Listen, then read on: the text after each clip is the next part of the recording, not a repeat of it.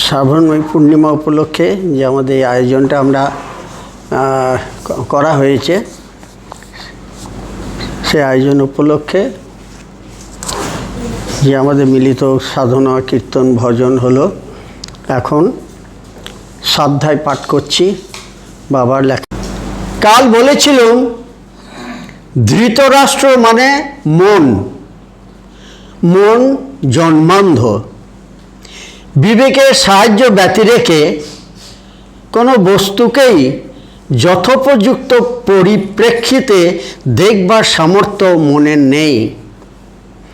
কোনো কিছুকে দেখতে গেলে, জানতে গেলে, তলিয়ে বুঝতে গেলে বিবেকের সাহায্য নিতে হয়। সঞ্জয় শব্দের অর্থ হলো বিবেক। তাই অন্ধ মন বিবেককে জিজ্ঞাসা করছে, পৃথিবীর সর্বত্রই সৎ আর অসৎ, আলোক আর অন্ধকার, ভালো আর মন্দের সংঘর্ষ চলছে। এই সংঘর্ষের বিনিময়ে মানব সমাজ এগিয়ে চলে। অবিমিশ্র ভালো, অবিমিশ্র মন্দ আমরা পৃথিবীতে পাই না। আর যেখানে মন্দের আধিক্য রয়েছে, ভালোর স্বল্পতা রয়েছে, সেখানে আমরা বলি, সেইটাকে আমরা বলি অসম্পূর্ণ। মানুষ জীবনের গতি হচ্ছে অসম্পূর্ণতা থেকে সম্পূর্ণতার দিকে। The movement of the human society, the movement of both individual and collective life from imperfection towards perfection is human progress.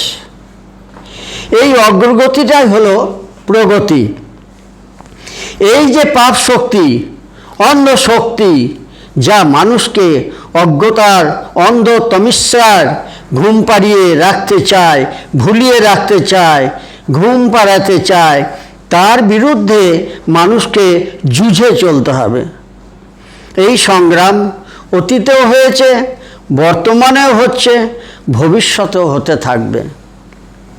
আমি একবার বলেছিলাম, কোনো সদ্বিপ্র যদি মনে করেন যে এখন বিশ্বে সদ্বিপ্র সমাজের প্রতিষ্ঠা হয়েছে, এইবার আমরা ভালো করে ঘুমাবো, তবে তারা ভুল করবেন।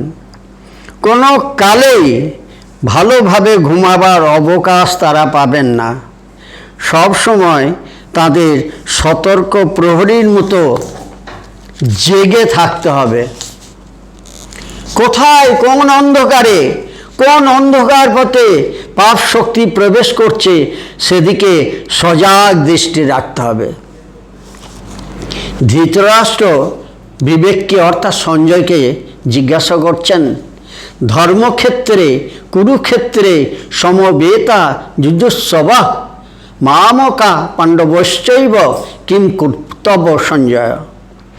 অস্মিন ধর্মক্ষেত্রে অস্মিন কুরুক্ষেত্রে সমবেতা যুযুৎসব যুদ্ধার্থং সমবেতা যুদ্ধার্থং একত্রীভূতা মামকা মামপক্ষিয়া পাণ্ডবশ্চ পাণ্ডুপক্ষিয়া চ তে যুদ্ধার্থং সমবেত কিম কর্তব্য Sanjay.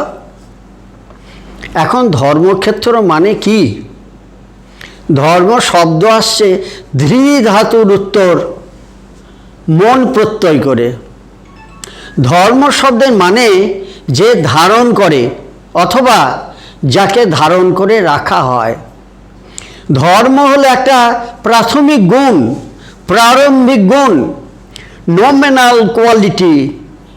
It means the quality that controls all other qualities. Nominal is the old German term.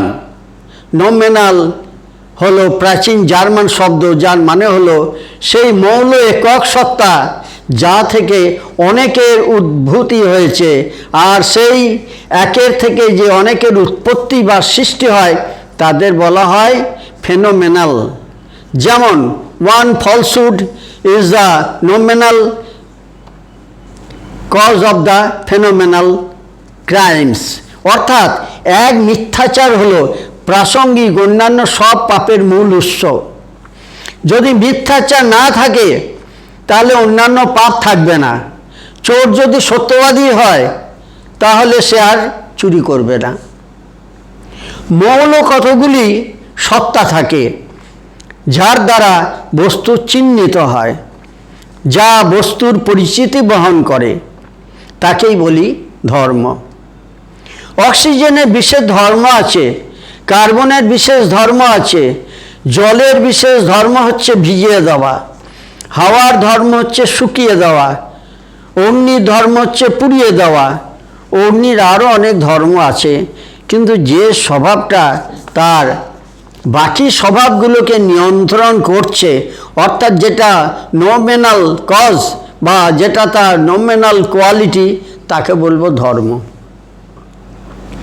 উদ্ভিদ জগতের কতগুলো মৌল ধর্ম আছে যার দ্বারা সকল উদ্ভিদ পরিচালিত হচ্ছে, যার উপর ভিত্তি করে কতগুলো গৌণ ধর্ম আছে। জীবজগতের কতগুলো মৌল ধর্ম আছে, কতগুলো কেন, কয়েকটাই আছে, সেগুলোকে ভিত্তি করে গৌণ ধর্মগুলো দাঁড়িয়ে আছে। মানুষেরও এরকম মৌল ধর্ম আছে, তদাশ্রয়ী গৌণ ধর্মগুলোও আছে। কাব্য কবিতা লেখা, সাহিত্য রচনা, ভাষণ, নাচ ইত্যাদি কত কি আছে, চাষ করা, ব্যবসা করা, সবই গৌণ ধর্ম। মৌল ধর্ম হলো মানব ধর্ম, ভাগবত ধর্ম। মৌল ধর্ম মানুষের পরিচিতি বহন করে চলেছে। মৌল ধর্ম নেই, গৌণ ধর্মের অনুশীলন চলছে, কবিতা লিখছে, ব্যবসা করছে, রাজনীতি করছে, ভাষণ দিচ্ছে, কিন্তু মৌল মানব ধর্ম বর্জিত হয়ে রয়েছে সে। অর্থাৎ যেখানে ভাগবত ধর্ম নেই সেখানে হচ্ছেটা কি না, গোড়াটাকে কেটে আগায় জল দেওয়া হচ্ছে। যে মানবের পরিচিতি বহন করছে না, সে মানবের পরিচিতি বহন করছে না, সে গৌণ ধর্মগুলোকে নিয়ে কি করবে? গাছের গোড়া কেটে তাদের কাছ থেকে ফল আশা করা মূঢ়তার নামান্তর। তেমনি মানুষ যদি মৌল মানব ধর্ম বাদ দিয়ে দেয় তাহলে সে আর মানুষ নয়, তার কাছ থেকে কোনো কিছুই আশা করতে পারি না, সে বাজে হয়ে গেছে। কৃষ্ণ ভজিবার তরে সংসারে আইনু, মিছে মায়ায় বদ্ধ হয়ে বৃক্ষ সম হইনু। তখন সে আর মানুষ না, মানুষের মৌল ধর্মটা ভাগবত ধর্ম, যা চতুষ্পদ, যা চতুষ্পাদ। সে চতুষ্পাদটা কি? বিস্তার, রস, সেবা ও তদস্থিতি, এই চারটের উপর দাঁড়িয়ে আছে। তাই শাস্ত্রে বলা হয়ে থাকে স্বধর্ম চতুষ্পাদ। তাই ধর্ম হলো চার পায়ে দাঁড়িয়ে থাকা জিনিস। তাই একটা পা কমে গেলে ধর্ম খোঁড়া হয়ে যাবে, আর তাকে ধর্ম বলা চলবে না। সে খঞ্জ, সে পঙ্গু, তার আশ্রয়ে অন্যান্য মানবিক ধর্মগুলো দাঁড়িয়ে থাকতে পারবে না। এই যে চতুষ্পদ ধর্ম, এই ধর্মের এসোনা মানুষের মধ্যে এসেছিল সুখ পাবার এসোনার বিনিময়ে। মানুষ সুখ চায়, স্বস্তি চায়, আর চায় শান্তি। সেই সুখ পাবার চেষ্টায় মানুষ স্থূল, জাগতিক ও মানসিক দিক দিয়ে এগিয়ে যেতে যেতে অনুভব করল সীমিত সুখে শান্তি নাই। নাল্পে সুখমস্তি ভূমৈব সুখম। অল্প সুখ পেলে কিছুই পায় না, অল্প জিনিস পেতে পেতে ফুরিয়ে যায়। অল্প সুখ পেলে কিছুই পায় না, অল্প জিনিস পেতে পেতে ফুরিয়ে যায়। একটা ছোট সুস্বাদু জিনিস জিভে আস্তে না আস্তে জিভের নিচে চলে যায়। সুতরাং আর একটু থাকলে ভালো হতো, এই ভাবনাটুকু তাকে পীড়ন করতে থাকে। আর যদি সত্যি আনন্দ পেতে হয় তাহলে এমন জিনিস পেতে হবে যার আগাগোড়া নেই, যার থেকে সুখ পেয়েই চলেছি, শেষ আর হচ্ছে না। এই যে অনন্ত সুখের আধার, ইনি হলেন পরম পুরুষ, পুরুষোত্তম। আর একে পাবার জন্যে যে মানসিক সংস্থিতি, যে আনন্দের অনুভূতি, সেটাই ধর্ম। সুখং বাঞ্ছতি সর্বো হি তচ্চ ধর্ম সমুদ্ভূত তস্মাৎ ধর্ম সদা কার্য সর্ববর্ণই প্রযত্নত। সবাই সুখ চায়, সুখ পাবার ইচ্ছা, সুখ পাবার অভিপ্রেষণা থেকে ধর্মবোধের উদ্ভূতি হয়েছে। বিশ্বের প্রতিটি মানুষ, তা সে বিপ্রয় হোক, ক্ষত্রিয়ই হোক, ব্যবসায়ী বা কর্ষকই হোক, বুদ্ধিজীবী বা শক্তিজীবী হোক, সর্বাবস্থায় সবাইকার উচিত ধর্মের অনুশীলন করা। এই হলো ধর্ম। আর সব জীবের ধর্ম আছে, কিন্তু ভাগবত ধর্ম মানুষ ছাড়া আর কারো নাই। তাই মানুষ শ্রেষ্ঠ, কারণ মূল গুণটা ভাগবত ধর্মে, অন্য জীবের তা নেই। এমন দিন আসতে পারে যেদিন মূল গুণটা অন্য জীবের ভাগবত ধর্ম হলেও হতে পারে, কিন্তু আজ তা নয়। এই ধর্ম অনুশীলন করতে হলে চাই একটা পাঞ্চভৌতিক দেহ, শরীর, দরকার হচ্ছে স্নায়ুকোষ, নার্ভ সেল, স্নায়ুতন্তু, নার্ভ ফাইবার, এই সমস্ত কিছু সমবায়ে যে পাঞ্চভৌতিক উপাদান নিয়ে প্রপঞ্চাত্মক শরীর, এটা না থাকলে ধর্ম সাধনা হয় না। মনকে ঠিকভাবে নিয়ন্ত্রণ করতে গেলে মস্তিষ্কের সাহায্য নিতে হয়, প্রতিটি স্নায়ুকোষকে পুষ্ট করতে হয়, বিশেষ পদ্ধতিতে মানব শরীরকে নিয়ন্ত্রণ করে তবে এগিয়ে চলতে হয়। মানুষের শরীর যখন থাকে না, অর্থাৎ বিধেয়ী অবস্থায় থাকে, তখন মন বীজ রূপে থাকে, সংস্কারের পরিবর্তিত রূপ হিসেবে থাকে। তখন ক্লেশ সঙ্গে না থাকায়, স্নায়ুকোষ সঙ্গে না থাকায় সে কাজ করতে পারে না, সে পাপও করতে পারে না, পুণ্যও করতে পারে না, সে কোনো কিছুই করতে পারে না, মানসিক গবেষণা করতে পারে না, মানসিক ব্যায়াম করতে পারে না। সে অবস্থায় তার অস্তিত্বটা অর্থহীন। সে কেবল সংস্কারের বোঝা, বয়ে চলেছে বারবার, আর কিছু করবার নেই। সে বড় অসহায়। যখন সে শরীর পায়, আবার যখন সে শরীর পায়, যখন সে দেহী বা দেহধারী হয়, তখন সে যে ধর্ম সাধনা করতে পারে, অন্য কোনো অবস্থায় তা পারে না। আমি যে ধর্ম সাধনা করতে পারছি না, এই বোধটাও তখন তার থাকছে না, কারণ মানসিক সংবেদন স্নায়ুকোষের অভাবে সম্ভব হয় না।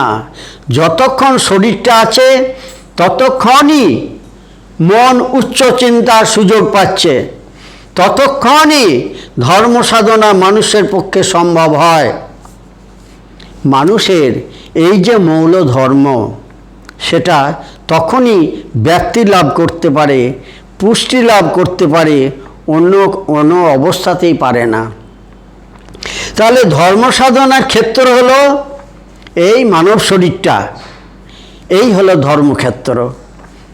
কয়মুষায়ক অক্ষরটা ক ও পেটকাটা মূর্ধন্য সব মিলে তৈরি। ঋগ্বেদে উচ্চারণ হলো কস এর মতো, যজুর্বেদে উচ্চারণ হলো ক্রিক এর মতো। দুটো উচ্চারণই ঠিক। বাংলা ভাষা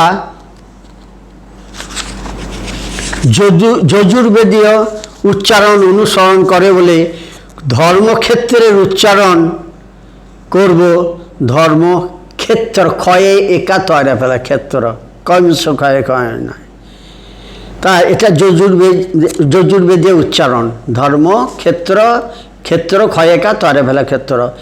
আর ঋগ্বেদে উচ্চারণ হচ্ছে ধময়রে কংস ক্ষয়ে একা তয়রা ফেলা ক্ষেত্র। এই দুটো তফাৎ আর কি।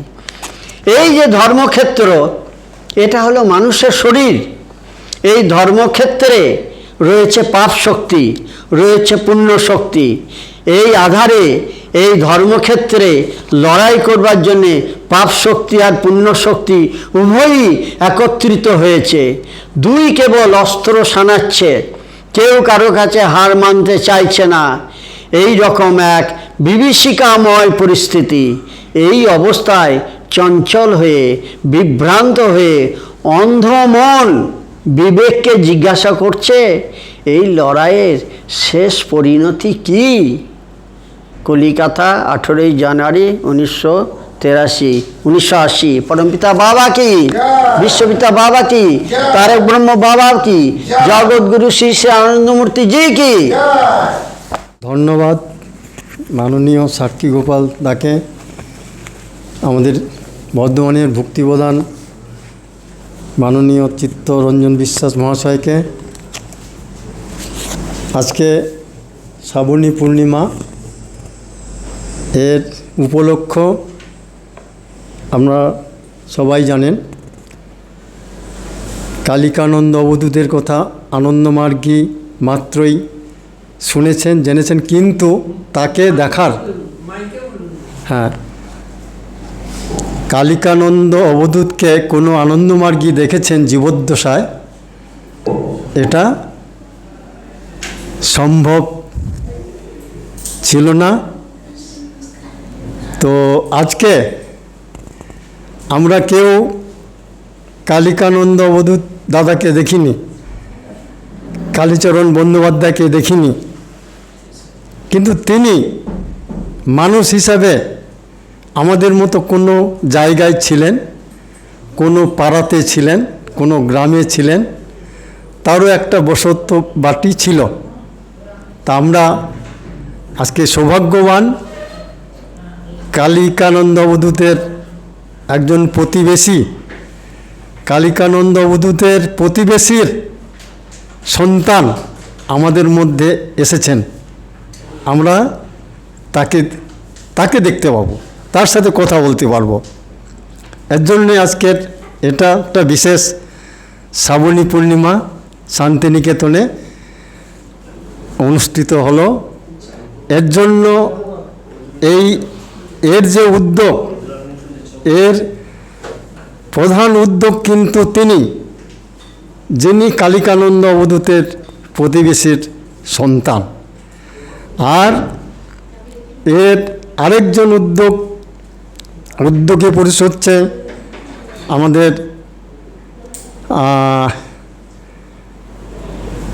রবীন্দ্রনাথ গড়াই, সাঁইথিয়া থেকে। তো চিত্তদাও অনেকটা দায়ী। এই তিনজন আমাকে বারবার স্মরণ করে দিয়েছেন, শ্রাবণী পূর্ণিমা কোথায় হচ্ছে, কবে হচ্ছে, আমরা যাব।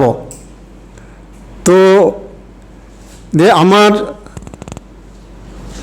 শুধু যেটুকু কর্তব্য পালন করেছি, আমি শুধু যোগাযোগ করেছি, ফোন করেছি।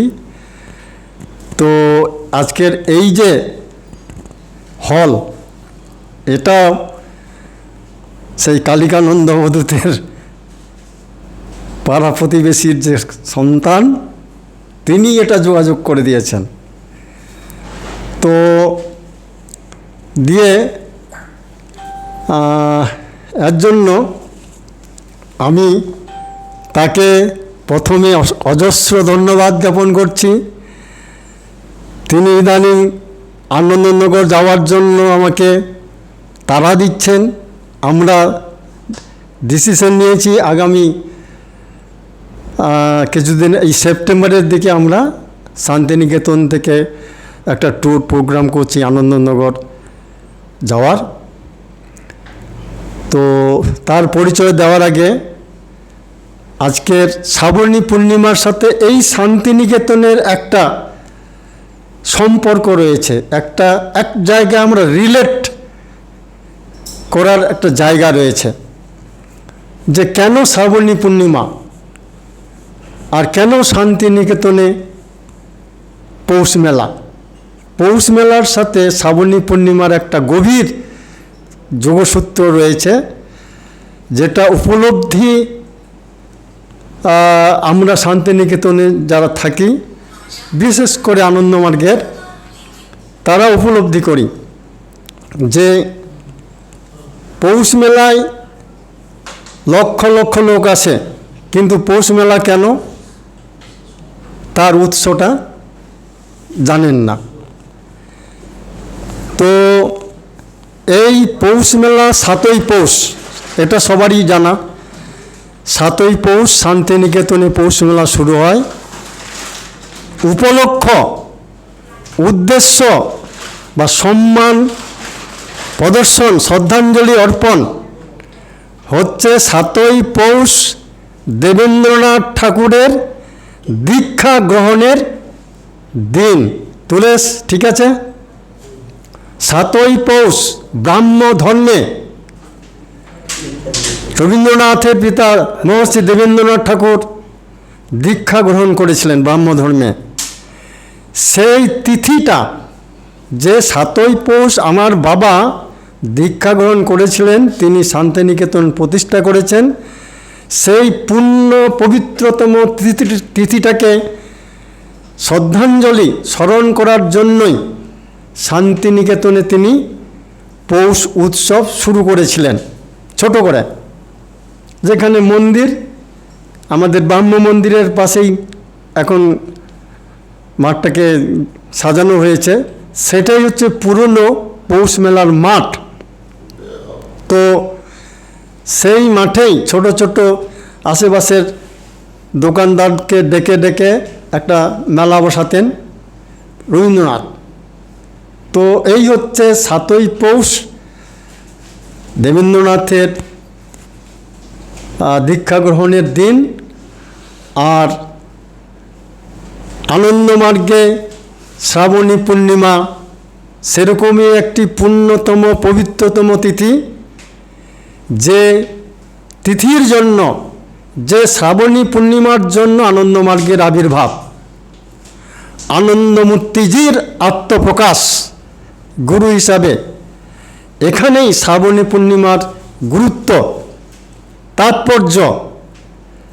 এরপরেই আনন্দমার্গ দাঁড়িয়ে আছে। এই আমাদের ডায়েরিতে শ্রাবণী পূর্ণিমা আনন্দমার্গের একটি অন্যতম উৎসব, ফেস্টিভ্যাল।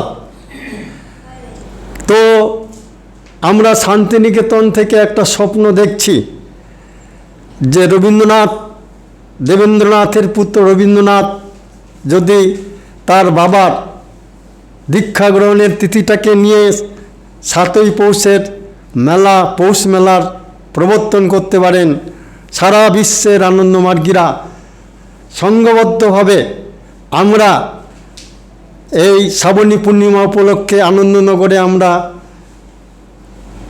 আনন্দ মেলা আয়োজন করতে পারবো না কেন?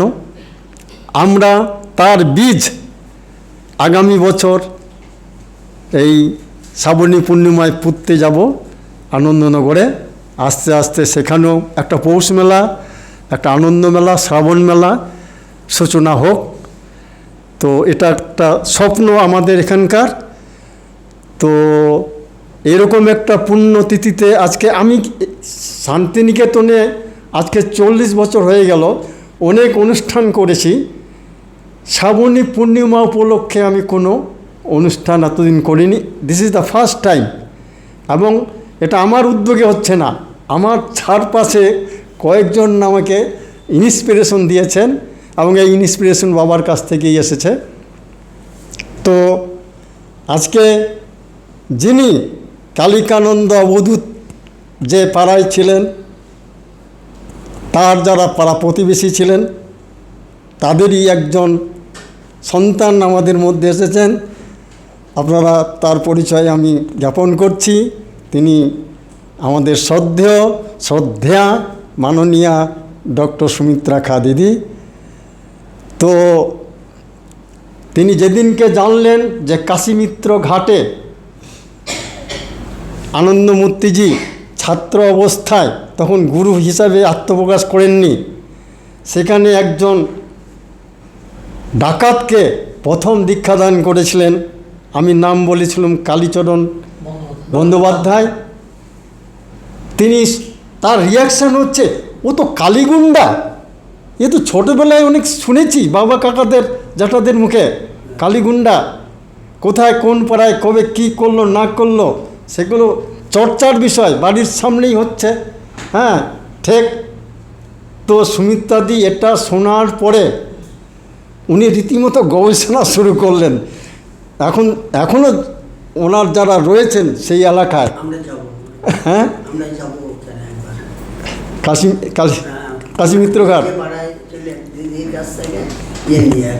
এই তো উনি বলেছেন যে আমি কিন্তু ওই কালীচরণ বন্দ্যোপাধ্যায় সম্পর্কে কিছু তথ্য আমার কাছে রয়েছে, আমি সেগুলো এই শ্রাবণী পূর্ণিমা দিন বলবো। তো দিয়ে তার কথা শোনার আগে এই কালীচরণ বন্দ্যোপাধ্যায় সম্পর্কে আমাদের শ্রদ্ধেয় আচার্য মন্ত্রেশ্বরানন্দজি একটুখানি আর কি করেছেন, এটা একটু পড়ে শোনানোর জন্য আমি একজনকে অনুরোধ করছি। তো তাহলে এটা রিলেট মানে সুমিত্রাদির বক্তব্যটা আরও হবে। হ্যাঁ, তো আপনি করুন চিত্তদা। হ্যাঁ, কলেজে পড়াকালীন প্রভাতরঞ্জন প্রতিদিন সন্ধ্যায় একাকী ভ্রমণে বেরোতেন। বিশেষ করে কাশীমিত্র ঘাট থেকে হাওড়া পুল পর্যন্ত গঙ্গার ধার দিয়ে বেড়াতেই তিনি বেশি পছন্দ করতেন। গঙ্গার ধার দিয়ে বিভিন্ন শ্মশান ঘাট থাকায় ও ঝোপ জঙ্গল থাকায় সাধারণত মানুষ সন্ধ্যার পর সেদিকে খুব একটা যেত না। সুতরাং সেই এলাকাই ছিল প্রভাতরঞ্জনের বেড়ানোর উপযুক্ত জায়গা। স্মরণ থাকতে পারে যে জামালপুর থাকাকালীনও বালক প্রভাতরঞ্জন সূর্যাস্তের পরেও কালী পাহাড়ের দিকে একাকী ভ্রমণ করতেন। সেদিন ছিল শ্রাবণ মাসের পূর্ণিমা। ঠ্যাঙাড়ে ডাকাত ছিনতাইবাজদের কর্মক্ষেত্র ছিল কাশীমিত্র শ্মশানঘাট। অকুতোভয় প্রভাতরঞ্জন নিশ্চিন্তে সেই ঘাটে গঙ্গার দিকে মুখ করে বসে রইলেন। ধীরে ধীরে আকাশে সোনার থালার মতো চাঁদ উঠে একটা মায়াবী পরিবেশ তৈরি করলো। চাঁদের সঙ্গে মাঝে মধ্যে চলছিল মেঘেদের লুকোচুরি।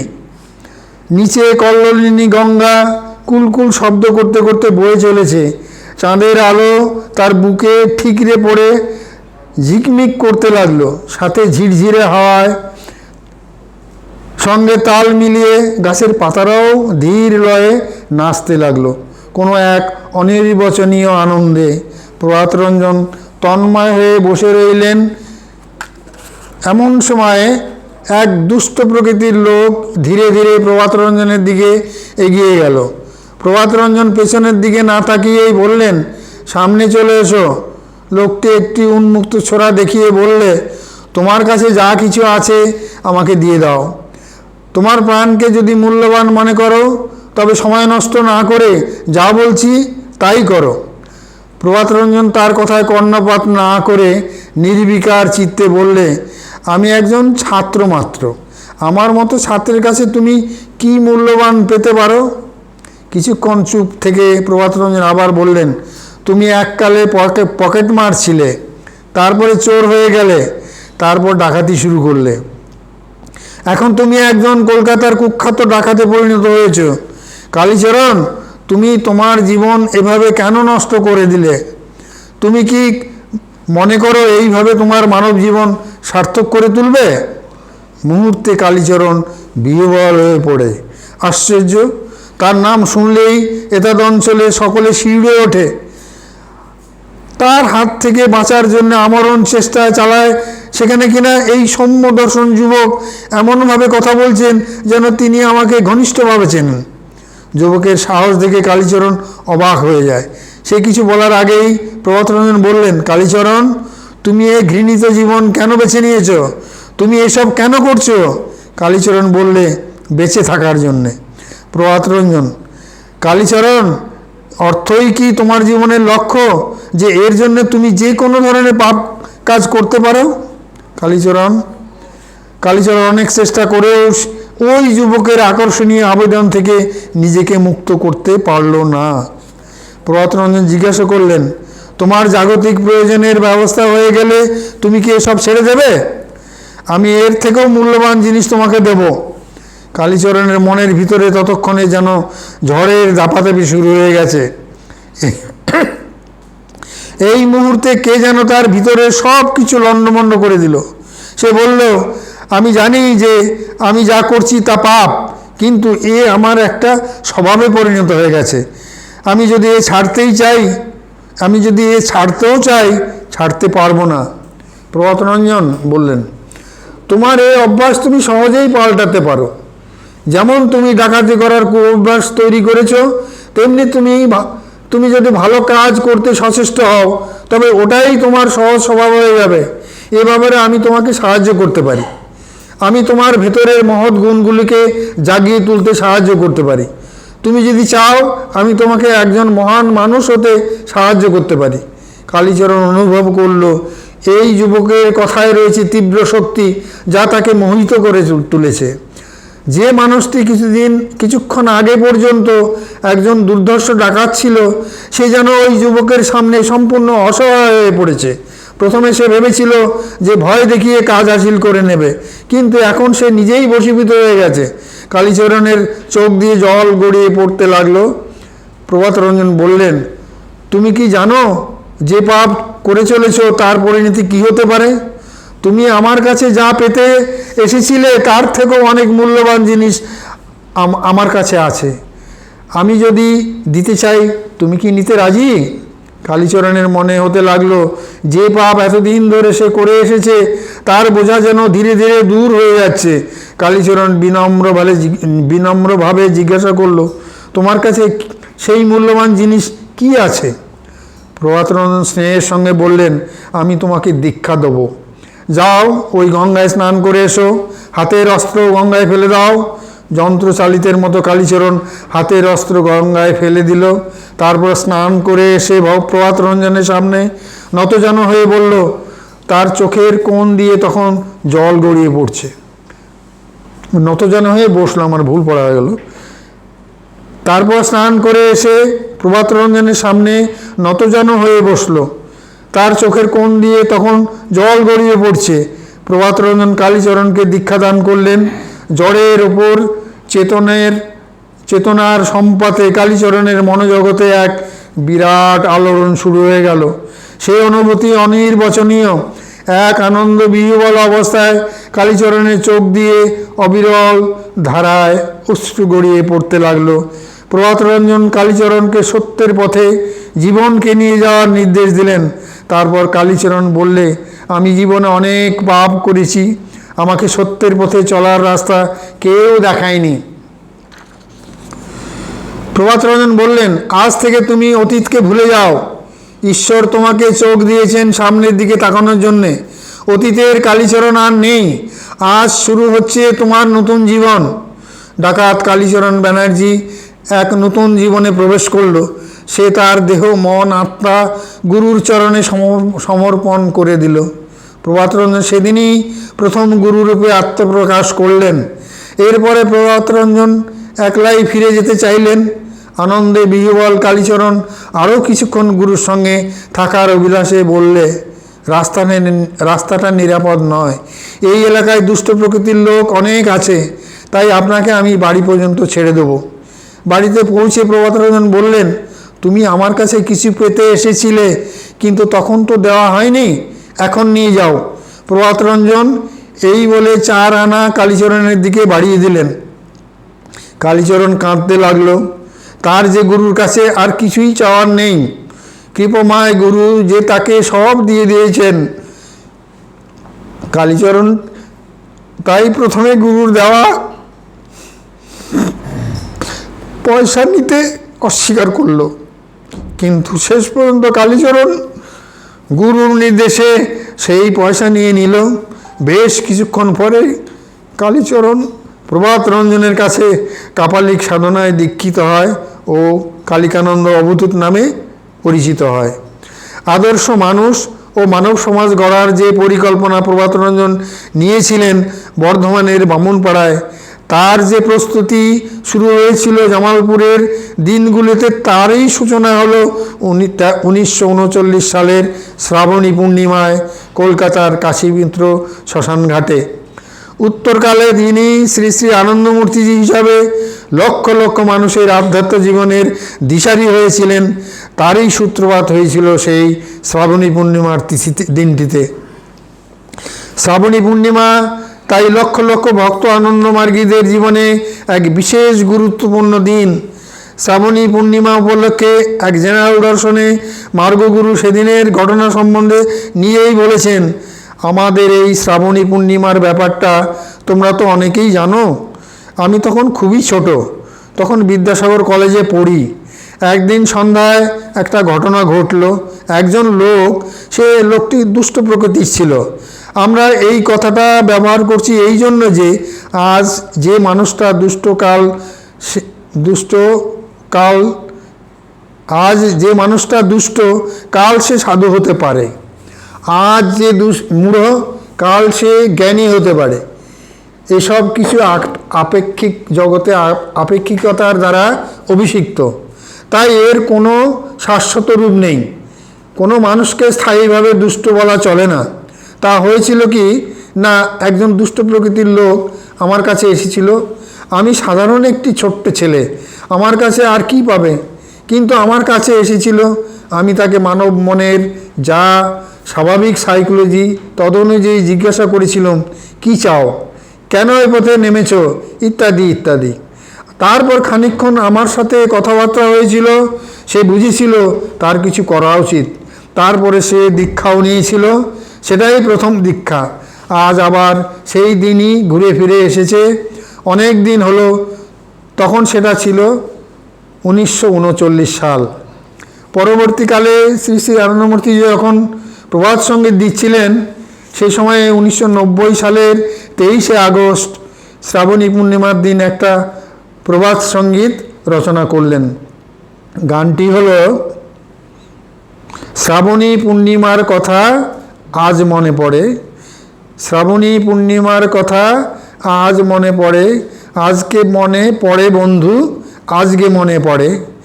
মনে পড়ে জড় চেতনে একই খেলা করে, আকাশ ছিল মেঘমেদুর, খুশি ভরা জল দূর, বইতেছিল জুথি মধুর পবন আবেগ ভরে। জড়ে হলো চেতন সংঘাত, মনের মাঝে মন্ত্র সম্পাত, হলো নতুন আলোকপাত কুহেলিকা চিরে। প্রভাত সঙ্গীত 4954 সংখ্যক। নমস্কার সবাইকে। ধন্যবাদ। শ্রদ্ধেয়া সুমিত্রা খাকে আহ্বান করছি তার বক্তব্য রাখার জন্য। তো এই কালিকানন্দ অবধূতের শেষ পরিণতি হয়েছিল, বাবার স্মারক বক্তৃতা নিতে গিয়ে আমরা দামরা গেছিলাম। দামরায় 2 বোন, আমরা 4 জনের স্মারক বক্তৃতা নেব। ওদের কথা আমরা জানতাম না। ওরা বলল যে আমরাও বলবো। পরে 2 বোনের মধ্যে যে ছোট না বড়, হ্যাঁ, তিনি বললেন, মানে দিদিদের আশ্রমে থাকতেন। তো একদিন দিদিরা অখণ্ড কীর্তন করবেন। তো বাবার কাছে এসেছেন। তো বাবা বললেন যে দেখো, আগামীকাল তোমরা অখণ্ড কীর্তন করতে যাচ্ছ, তোমাদের ওখানে একটা সাপ আসবে, ওই সাপটাকে তোমরা মেরো না। হ্যাঁ। তো দিদি বলছেন যে আমার খুব কিউরিসিটি হলো, সাপ আসবে, বাবা বললেন। তো কীর্তন শুরু হয়ে গেছে। কীর্তনের মাঝখানটায় দেখলেন বিশাল একটা সাপ এলো, এসে কীর্তন হচ্ছে, দিদিরা ঘুরছে, সাপটাও ঘুরছে। ঘুরতে ঘুরতে ঘুরতে এক সময় সাপটা সমাধি হলো। তো পরবর্তীকাল দিদিরা যথারীতি তার করেছে। বাবাকে জিজ্ঞেস করে হচ্ছে, বাবা এই সাপটা কে? যে তোমাদের দাদা কালিকানন্দ। অসাধারণ। না সাপটা কি সমাধি হয়ে গেল না চলে গেল? না না, সেখানেই তার হলো। হ্যাঁ, দেহ ছাড়লেন। হ্যাঁ, নমস্কার। আজকে এই যে আমরা সবাই মিলিত হয়েছি, এটা একটা আমার জীবনে একটা বিশেষ অনুভূতির ঘটনাই আমি তুলে ধরেছি। যখন কেশবদার মুখে শুনলাম যে এই গল্পটা, যে আমাদের আনন্দমূর্তিজির প্রথম দীক্ষার দিন এই দিনটি, তখন আমার গল্পটা শোনার পরই প্রচণ্ড মনের মধ্যে একটা শিহরণ হলো।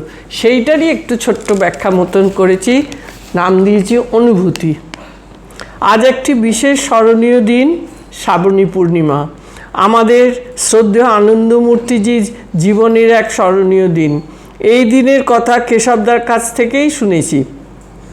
কাশীমিত্তির ঘাট আমাদের খুব পরিচিত গঙ্গার ঘাট, যে ঘাটটি আমাদের প্রামাণিক ঘাটের কয়েকটা ঘাটেরই পর।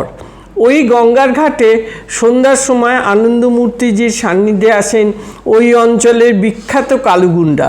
ওই দিনই তিনি দীক্ষা নেন আমাদের শ্রদ্ধেয় আনন্দমূর্তিজির কাছে। আনন্দমূর্তিজির প্রথম দীক্ষা প্রদান এই কালীগুন্ডাকে। কাশীমিত্তির ঘাটের এই এক অলৌকিক ঘটনার কথা শুনে আমার মনে এক অদ্ভুত অনুভূতি জাগে। ওই গঙ্গার ঘাটের কাছেই সর্বমঙ্গলা মায়ের মন্দির। ওই মন্দিরে আমরা মায়ের কাছে মন বাসনা পূর্ণ করার জন্য প্রার্থনা জানাতে প্রায় যেতাম। আনন্দমূর্তিজির এবং কালুগুন্ডার সাক্ষাৎ ওই কাশীমিত্তির ঘাটেই ঘটে, যা আমার খুবই পরিচিত জায়গার ঘটনা। ওই অঞ্চলের মেয়ে, ছোটবেলায় কালুগুন্ডার নামও শুনেছি। শ্রাবণী পূর্ণিমার রাতে গঙ্গার ঘাটে যে অলৌকিক ঘটনা ঘটে তা শুনে মনের মধ্যে যে এক বিশেষ শিহরণ জাগে, এই লেখনী তারই বহিঃপ্রকাশ মাত্র। এই স্মরণীয় দিনটিকে স্মরণীয় করে রাখা এবং তার প্রতি শ্রদ্ধা জানাতেই আজকে আমরা মিলিত হয়েছি। আমিও ধন্য হয়েছি ওই অঞ্চলের মেয়ে হিসেবে। মা সর্বমঙ্গলার কাছে সকলের মঙ্গল কামনা করি এবং আমাদের শ্রদ্ধেয় আনন্দমূর্তিজির পদতলে জানাই শ্রদ্ধাঞ্জলি। আনন্দমূর্তিজির প্রথম দীক্ষাদানের দিন হিসাবে মনের কোণে গেঁথে রইল ওই কাশীমিত্তির ঘাট। সত্যি আমি যখন শুনলাম কেশবদার কাছে ঘটনাটা, আমি অবাক হয়ে গেছি। ওই কাশীমিত্তির ঘাটে কাছেই আমি বিশেষ এক সময় আর কি ছিলাম, একটা ওখানে গানানসাল ফ্যাক্টরি বলে আছে, ওই ফ্যাক্টরি হসপিটালে। ওই ঘাটের সামনেই মায়ের মন্দির। আমি সব সময় সব কাজেতেই মাকে স্মরণ করেছি, করেছি। তারপরে কেশবদা যখন কাশীমিত্তির ঘাট বলছে, এমনি তো আমাদের কাছের ঘাট, আমার মানে এক অদ্ভুত শিহরণ হয়েছিল, আমি বোঝাতে পারবো না। আপনার মানে ওই যে হয়ে গেল, তারপর তো উনি অদৃশ্য হয়ে গেল, তারপর ওই ঘটনা শুনেছিলেন না? না, আমি কিছু জানতাম না। আমি তো কিছুই জানি, আমি তো তবে ওই অঞ্চলে কালুগুন্ডা বিখ্যাত, এটা ছোটবেলায় বাবার থেকে শুনতাম। কিরকম একটা অদ্ভুত, আমার কেশবদা কাশীমিত্তির ঘাট বলেছে যেই আমি অবাক হয়ে গেছি। এটা আমাদের কয়েকটা ঘাট পরেই কাশীমিত্তির ঘাট। এবং বিশ্বাস করুন, কিছুদিন ধরে আমি খুব গঙ্গার ঘাটে স্বপ্ন দেখছিলাম। তারপরে কেশবদার গল্প, আমি মানে অভিভূত হয়ে গেছি। আমি না গঙ্গার ঘাটের স্বপ্ন দেখতাম, সাঁতার কেটে হয়তো ওই ঘাটে উঠেছি, এরকম স্বপ্ন দেখছি। হ্যাঁ, কিন্তু এইটা যে অলৌকিক ঘটনাটা আমাকে অভিভূত করেছে একদম। আচ্ছা কেশবদা, এইটা খুলতে হবে। যাক, আমি কেশবদার দৌলতে আমি এই বইটা একটু পড়বো, গল্পটা আবার। সত্যি অদ্ভুত, মানে কেশবদা যখন সাথে হলে জিনিসটা আমি কাল থেকে খালি ভাবছিলাম আমি কেন গঙ্গার ঘাটের স্বপ্ন দেখতাম, আমাদের ঘাট থেকে ওই ধারে যাচ্ছি, ওই ঘাটে যাচ্ছি, এইরকম। কিন্তু কেশবদা যে এই কাশ্মীর ঘাট বলবে, আমি আবার চমকে গেছি। বাবা বলেছেন